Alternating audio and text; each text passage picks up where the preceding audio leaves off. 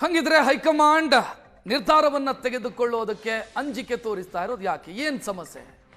ನಿರ್ಧಾರ ತೆಗೆದುಕೊಳ್ಳೋ ಹಂತದಲ್ಲಿ ಹೈಕಮಾಂಡ್ ಹಿಂದೆ ಮುಂದೆ ಯೋಚನೆ ಮಾಡ್ತಾ ಇರೋದು ಯಾಕೆ ಅನ್ನೋದು ಪ್ರಶ್ನೆ. ಈ ಪ್ರಶ್ನೆಯನ್ನು ನಾನು ಪ್ರಶಾಂತ್ ನಾಥ್ ಅವರ ಮುಂದೆ ಇಡ್ತಾ ಇದ್ದೀನಿ. ನೀವು ನಿನ್ನೆ ವಿಶ್ಲೇಷಣೆ ಮಾಡೋ ಸಂದರ್ಭದಲ್ಲಿ ಒಂದು ಮಾತನ್ನು ಹೇಳಿದ್ರಿ, ಬೀಸೋ ದೊಣ್ಣೆಯಿಂದ ತಪ್ಪಿಸಿಕೊಂಡ್ರೆ 1000 ವರ್ಷ ಆಯಸ್ಸು. ಅದೇ ಕಾರ್ಯತಂತ್ರನ ಇದು? ನೋಡಿ ರಕ್ಷತ್, ಮೊನ್ನೆ ಅಂದರೆ ಬಿಹಾರದ ಫಲಿತಾಂಶ ಬಂದ ನಂತರ ಸಿದ್ದರಾಮಯ್ಯನವರು ಹೋಗಿ ರಾಹುಲ್ ಗಾಂಧಿ ಅವ್ರನ್ನ ಭೇಟಿಯಾದರು. ಸುಮಾರು 10 ನಿಮಿಷಗಳ ಮಾತುಕತೆ ಅದು. ಆ ಸಂದರ್ಭದಲ್ಲಿ ಸಿದ್ದರಾಮಯ್ಯನವರು ರಾಹುಲ್ ಗಾಂಧಿ ಅವ್ರಿಗೆ ಹೇಳಿದರು, ನೋಡಿ ಬಿಹಾರದ ಫಲಿತಾಂಶವನ್ನು ಜಾಸ್ತಿ ಅಂದರೆ ಸೋಲೆ, ಬಟ್ ಅದನ್ನು ನಾವು ಗೆಲುವಾಗಿ ದಕ್ಷಿಣ ಭಾರತದಲ್ಲಿ ಕನ್ವರ್ಟ್ ಮಾಡ್ಕೊಳ್ಬೋದು, ನಿಮ್ಮ ನಾಯಕತ್ವದಲ್ಲಿ ನಮ್ಮದು ವಿಶ್ವಾಸ ಇದೆ ಅಂತ ಹೇಳ್ತಾ 2 ಸಂಗತಿಗಳನ್ನು ಅವರು ರಾಹುಲ್ ಗಾಂಧಿ ಮುಂದಿಟ್ಟರು. ಒಂದು, ಕ್ಯಾಬಿನೆಟ್ ರೀಶಫಲ್ ಮಾಡಬೇಕು, ನೀವು 5 ತಿಂಗಳ ಹಿಂದೆ ಹೇಳಿದ್ರಿ, ಈಗ ಅನುಮತಿ ಕೊಡಿ, ಮತ್ತು KPCC ಅಧ್ಯಕ್ಷರ ಬದಲಾವಣೆಯನ್ನು ಮಾಡಿ ಸತೀಶ್ ಜಾರಕಿಹೊಳಿ ಅವರನ್ನು PCC ಪ್ರೆಸಿಡೆಂಟಾಗಿ ಮಾಡಿ ಅಂತ ಕೇಳಿಕೊಂಡ್ರು.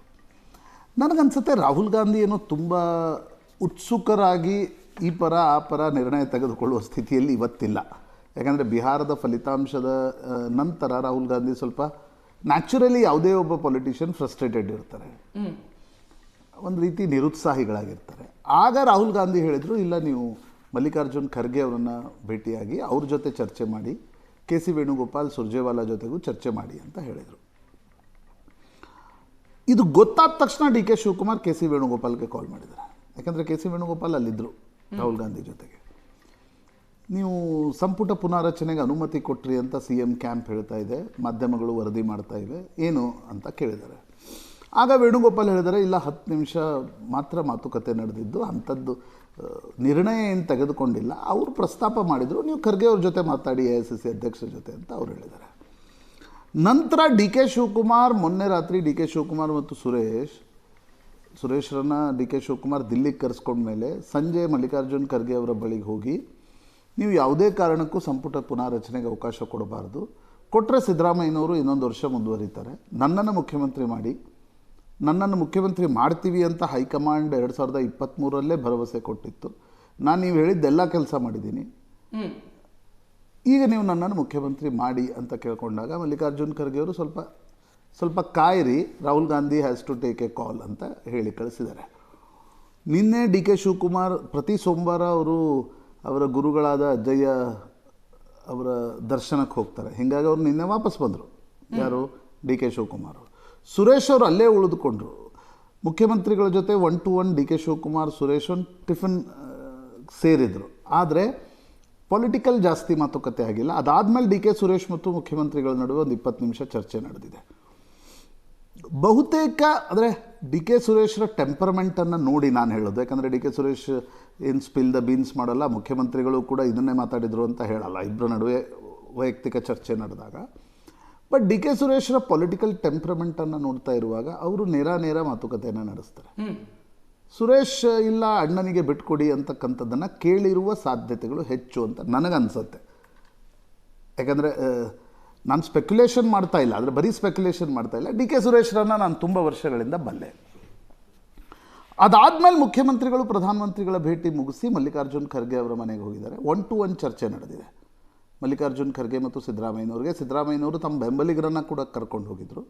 1 to 1 ಚರ್ಚೆಯ ಸಂದರ್ಭದಲ್ಲಿ ಮುಖ್ಯಮಂತ್ರಿಗಳು ಸಂಪುಟ ಪುನಾರಚನೆಯ ವಿಷಯ ಮತ್ತು ರಾಜ್ಯ ಅಧ್ಯಕ್ಷರ ಬದಲಾವಣೆಯ ವಿಷಯ ಪ್ರಸ್ತಾಪ ಮಾಡಿದ್ದಾರೆ.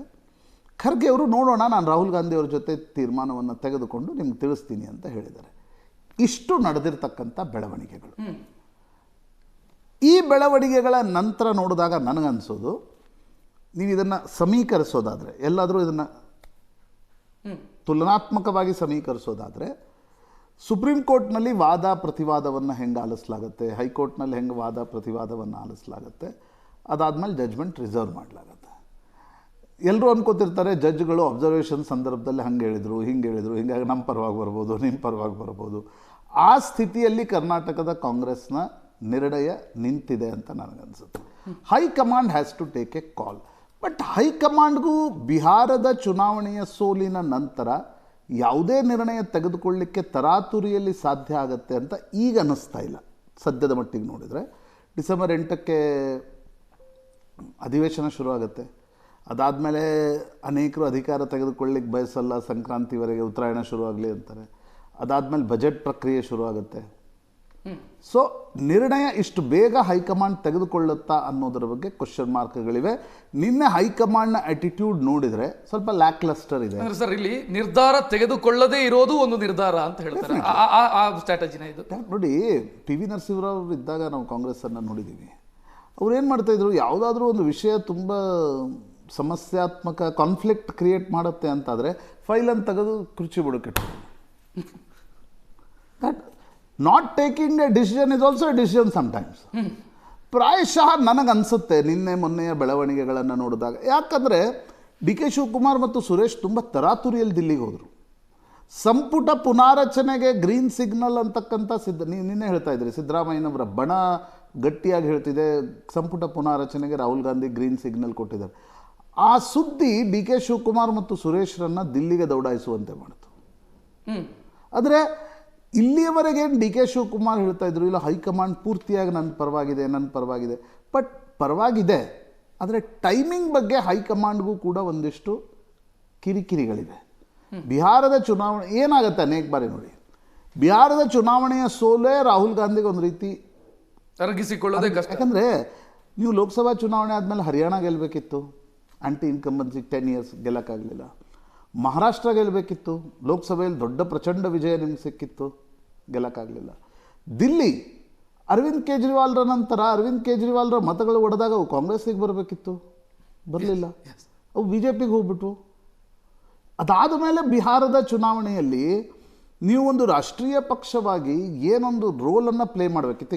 ಈಗ ನಿತೀಶ್ ಕುಮಾರ್ಗೆ ಬಿ ಜೆ ಪಿ ಏನು ರೋಲ್ ಪ್ಲೇ ಮಾಡಿತು, ಆ ರೋಲನ್ನು ಕಾಂಗ್ರೆಸ್ ಪ್ಲೇ ಮಾಡಬೇಕಿತ್ತು. ಆ ರೋಲನ್ನು ಪ್ಲೇ ಮಾಡಲಿಕ್ಕೆ ಕಾಂಗ್ರೆಸ್ಸಿಗೆ ಸಾಧ್ಯ ಆಗಲಿಲ್ಲ.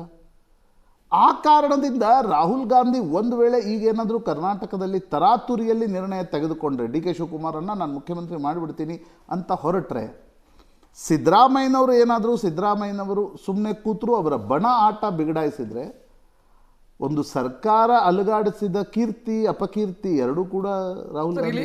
ಒಂದು ಪ್ರಶ್ನೆ ಬರುತ್ತೆ, ಇಲ್ಲಿ ಸೇರಿಸಿ ಉತ್ತರ ಕೊಟ್ಬಿಡಿ.